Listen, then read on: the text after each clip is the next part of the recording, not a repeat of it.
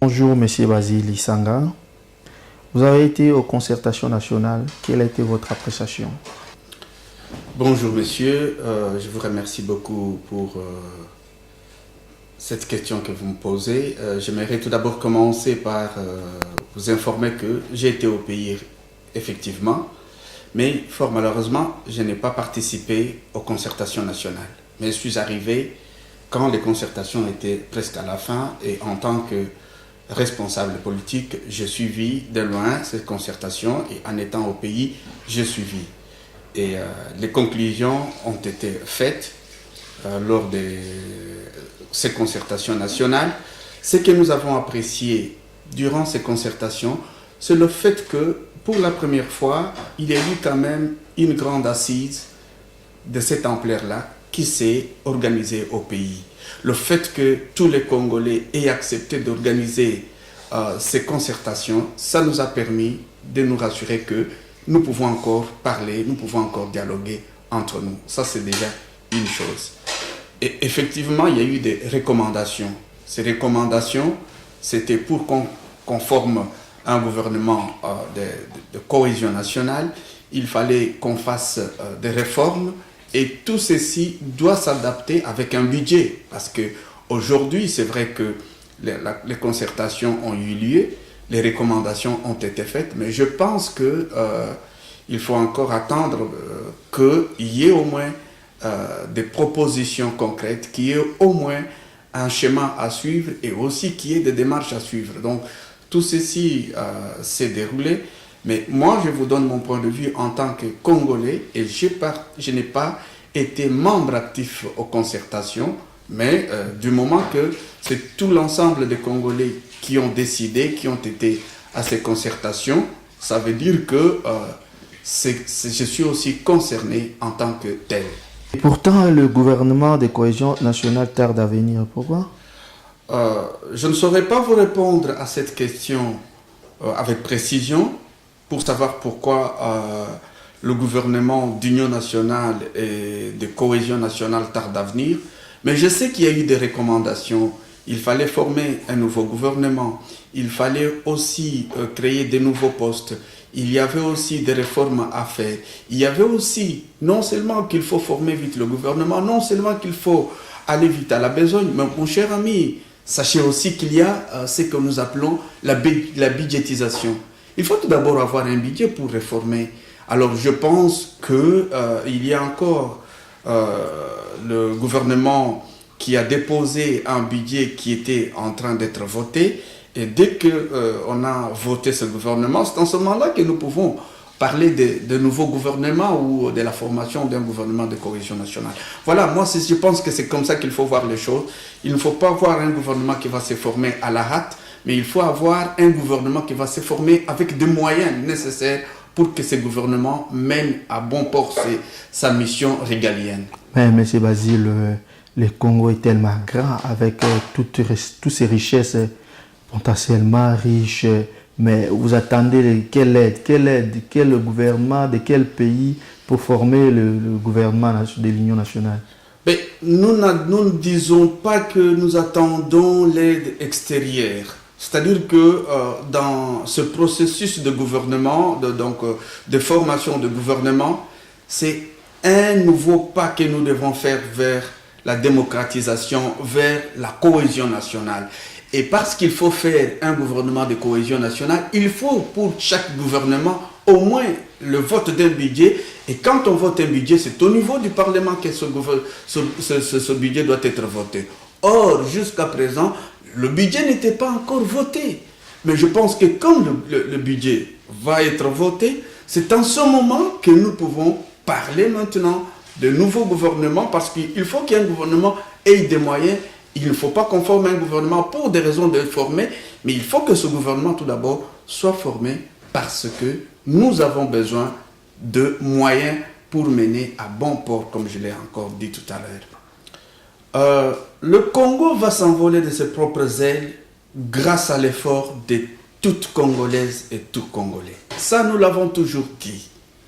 Et fort malheureusement, quand il faut se décider pour notre pays, tout le monde est en train de baisser les bras. fort malheureusement, tout le monde est en train d'attendre que ce miracle vienne du ciel. Mais le grand miracle que nous avons déjà eu, c'est ce pays, c'est ce Congo, avec toutes ses potentialités, avec toutes ces richesses que nous avons. Ces richesses sont humaines, sont matérielles, sont naturelles. Mais c'est à nous de les mettre en valeur, c'est à nous de les mettre en marche. Mais fort malheureusement, le constat est là, que nous avons un pays riche, mais pourquoi nous ne le faisons pas? C'est la qualité d'homme qu'il faut. Ici, nous n'avons plus besoin de tergiverser. C'est la qualité d'homme qu'il faut et c'est le projet de société qu'il faut mettre en place pour que notre pays avance. Mais nous avançons. Il y a quand même des avancées, mais c'est une jeune démocratie et moi je me suis toujours dit, il faut être optimiste. Il faut voir la rose et non pas les épines de la rose. Voilà, c'est comme ça que moi je vois la chose. Après la victoire sur le M23, qu'est-ce qu'il y a encore à faire? La victoire des FRDC sur le mouvement M23 ou le mouvement du 23 mars, ça vient consolider l'union nationale, la cohésion nationale. Mais il ne faut pas se croiser les bras. Je l'ai dit la fois passée avant de partir du pays que les bonnes stratégies, les bons choix font de bons résultats. Aujourd'hui, la victoire est là, oui, tout d'accord, tout à fait d'accord, mais nous n'allons pas rester sur cette victoire. Il y a des réformes à faire, il y a du travail à faire. Ce travail, entre autres, c'est tout d'abord la formation d'une armée nationale, d'une armée professionnelle, et aussi, il faut démobiliser, il faut désarmer, et il faut aussi réinsérer tous ces anciens combattants, tous ces anciens soldats. Je ne dis pas qu'il faut les prendre vaille que, en prenant un petit groupe qu'on va foutre quelque part, mais non, nous devons, il y a un processus qu'il faut faire. J'y ai travaillé, moi aussi, donc en tant que consultant, dans le programme DDR, mais je pense que dans ce cadre-là, il y a des experts, il y a des gens qui sont professionnels et qui peuvent proposer un schéma, un calendrier, et c'est déjà fait dans le passé, et je pense qu'on peut continuer. Aujourd'hui, nous voulons avoir une armée professionnelle. Nous voulons avoir des responsables aussi dans cette armée, pas des gens qui sont là parce qu'ils doivent être là pour pointer la présence, mais des gens, et vous savez, messieurs, la sécurité, l'armée, c'est ce qui garantit notre sécurité, c'est ce qui garantit la souveraineté d'un État. Voilà. Donc, ne dites pas qu'il n'y a plus rien à faire. Non, notre armée est là. Il doit aussi comprendre que c'est elle qui sécurise nos frontières. Les accords de Nairobi sont décriés par les Congolais. Qu'en dites-vous? Qu'est-ce que je peux dire? Non, moi je vous dis, posez la question à celui qui décrit ces accords. Qu'est-ce qu'il dit? Pourquoi il décrit? Quel est son point de vue? De cette façon-là, nous n'allons pas tomber dans des petites guerres intestines pour dire celui-là a dit, il a raconté. Non, ça c'est... Je ne veux pas jouer à ce jeu. Les accords de Nairobi, moi je pense que c'est aussi très important de signer des accords. Quand vous commencez des négociations, quand vous commencez de pourparler, vous devez savoir qu'il y a une fin, et quand il y a une fin, il y a quand même une conclusion, et une conclusion, n'est autre que ces accords qui doivent être parachevés par une signature des différentes parties qui ont participé. Donc ça c'est un. De deux. Je pense que les autorités congolaises, même le président de la République démocratique du Congo, M. Joseph Kabila, ils doivent comprendre que à l'heure actuelle, il faut savoir dialoguer. Il faut savoir dialoguer. Il faut aussi qu'on arrive à créer cette zone forte, donc une économie régionale. Nous sommes en Europe. Aujourd'hui, ce qui fait la force de tous les pays européens, c'est ce projet où ils se sont mis ensemble. Et dans notre pays, nous avons besoin de collaborer, de coopérer, d'avoir des partenariats avec nos voisins, mais dans le respect. Dans le respect de nous-mêmes, dans le respect des voisins, et ce respect doit être réciproque. Donc, je pense que aujourd'hui, nous ne sommes plus à l'ère où il faut accuser les autres, mais nous sommes à l'ère où nous pouvons dire qu'est-ce que nous pouvons faire ensemble. Dans le passé, il y a eu la région, donc cette approche de la région des Grands Lacs, qui était encore une approche très forte. Pourquoi nous ne pouvons pas encore partir de ça? Ce qui a fait l'Union européenne, c'est la Belgique, c'est tout d'abord le Pays-Bas, c'est aussi le Luxembourg, et ensuite la France, l'Italie, tous ces grands pays se sont mis autour de ce noyau pour créer la zone économique européenne, et ensuite aujourd'hui, nous avons l'Union européenne. Donc, mes chers compatriotes, ici, moi je pense que nous devons nous inspirer auprès des autres à cette époque, à cette période mondialisée, à cette période où tout le monde se forme comme un petit village planétaire. Donc, le Congo ne doit pas être derrière, mais le Congo doit jouer sa place de leadership au niveau du continent africain et à travers le monde. Merci Basile. Dernièrement, il y a eu des rumeurs des tentatives de coup d'État. Et nous n'avons plus de nouvelles en rapport avec le prophète Nkongobila. C'est une bonne question, mais je ne veux pas m'étendre dessus avec des a priori. Le Congo, la République démocratique du Congo, c'est un pays souverain. Il y a des institutions. Je pense que la justice doit faire son travail. Ce n'est pas au bout de quelques heures qu'on peut faire une déclaration. Je sais qu'à un certain moment, on a soif d'avoir la vérité. Mais aujourd'hui, ce qui s'est passé à Kinshasa, en attendant que les enquêtes nous en disent plus, parce que je n'ai pas été au pays avec tout ce qui s'est passé, pour que je vous donne mon point de vue, pour que je vous donne une précision, mais je sais qu'il y a la sécurité, il y a la justice qui fait ce travail-là, qui va émettre un point de vue, une enquête a été diligentée. Ça, c'est une des choses. De deux,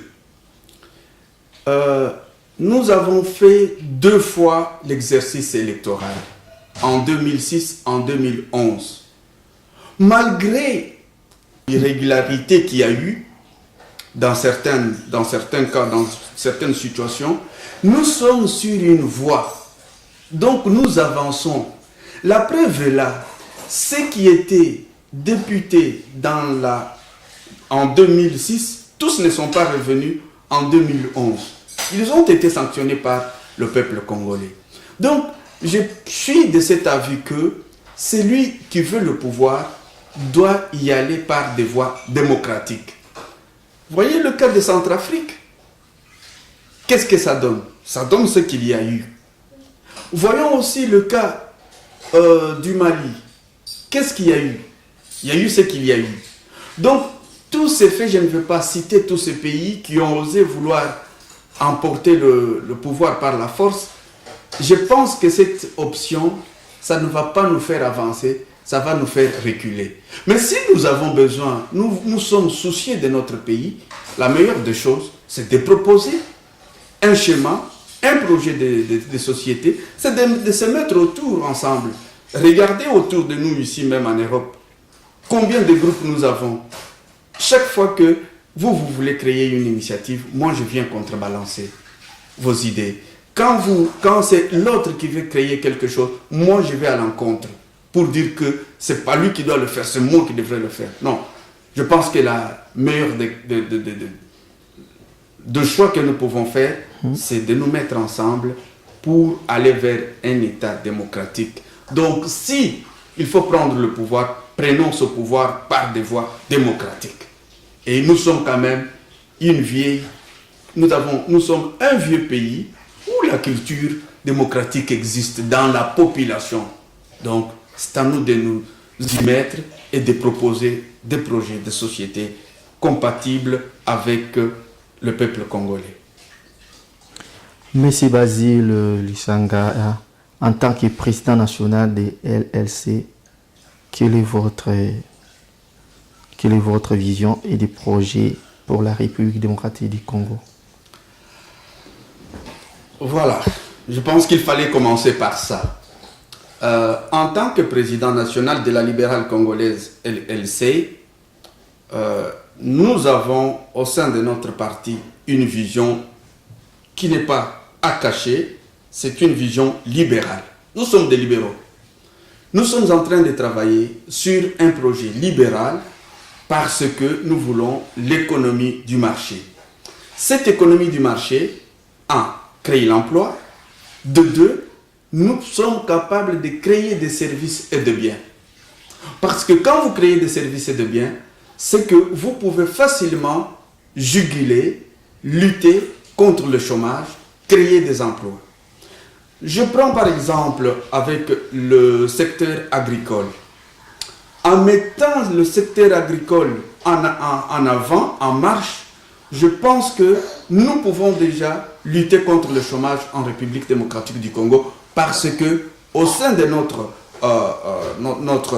parti politique, nous avons un projet de société, nous avons un programme qui est bien déterminé, bien précis, avec des chiffres à l'appui pour dire comment est-ce que nous pouvons redresser la République démocratique du Congo sur le plan agricole. Ça, c'est un. De deux, on ne peut pas développer l'agriculture sans qu'il y ait le transport. Donc, nous avons un programme qui a déjà élaboré par nos experts que nous pouvons mettre sur la table pour faire avancer notre pays. Donc, sans transport, on ne peut pas évacuer des produits de première nécessité. On ne peut pas non plus évacuer les produits agricoles vers les centres de consommation. En plus de ça, il n'y a pas la communication entre divers peuples ou diverses populations de notre pays. Donc, je ne veux pas rester longtemps à dire tout ce qu'il faut pour le pays, mais nous avons mis sur la table notre projet de société. Nous avons un programme d'action gouvernementale que nous pouvons aussi contribuer avec pour l'édification d'un État de droit, pour l'édification d'un État moderne qui est la République démocratique du Congo. Votre dernier mot, monsieur. Mon dernier mot, non, si ce n'est qu'un dernier mot, je vais vous dire merci déjà pour m'avoir invité. Mais je pense qu'en guise de conclusion, je sais que le pays vient de très loin. Nous avons vu ce pays pendant plusieurs années subir la mauvaise gestion. Nous avons vu les guerres s'abattre sur notre pays. Mais il est grand temps que nous puissions nous réveiller pour marcher ensemble. Et je voudrais rassurer aux Congolaises, aux Congolais qui m'écoutent, que 2014, c'est aussi une année d'espoir. Donc, nous pouvons encore compter sur notre pays, nous pouvons encore nous regrouper. Surtout pour cette communauté congolaise de l'extérieur. Tant que nous ne sommes pas unis, nous n'allons rien proposer. Le fait que moi, je propose mes petites idées, le fait que vous proposez vos petites idées, le fait qu'une autre personne propose ses grandes idées, le fait que nous faisons ce travail de manière dispersée, ça ne va nous amener nulle part. Il est grand temps que nous puissions nous réunir pour proposer quelque chose de commun. Sachez très bien que aujourd'hui, dans la ville de Kinshasa, dans toutes les grandes villes, ce sont les Congolais de la diaspora qui sont en train de financer tout ce qu'il y a comme grand projet. Alors, je pense qu'il n'est pas encore tard que nous puissions nous réveiller pour mener vers un Congo fort, meilleur, grâce à tous les Congolais.